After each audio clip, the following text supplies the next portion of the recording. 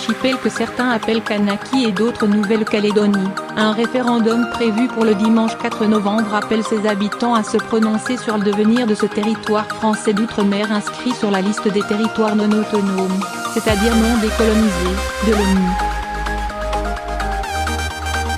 Le référendum est présenté par les pouvoirs politiques et nombre de commentateurs comme un processus inédit de décolonisation. Cependant, une analyse plus poussée du processus politique révèle que la décolonisation telle qu'elle est menée aujourd'hui n'en est pas une. La consultation référendaire entérine la minorisation politique du peuple kanak.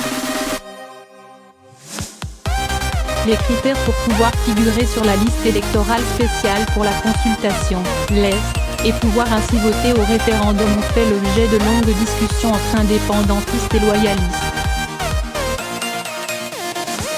La publication de la liste définitive et les analyses récentes montrent que, malgré les efforts du peuple kanak pour que le résultat de cette consultation reflète au mieux ses volontés, le droit à l'autodétermination prévu à l'article 3 de la Déclaration des Nations Unies sur les droits des peuples autochtones, 2007, n'est pas respecté.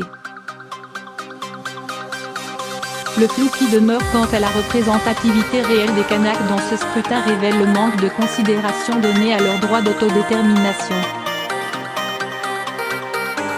Les estimations sur la proportion de Kanaks parmi les inscrits oscillent entre 43% selon Pierre-Christophe Pente, docteur en géopolitique, et 63% selon le FLNKF, Front de Libération Nationale Kanak et Socialiste.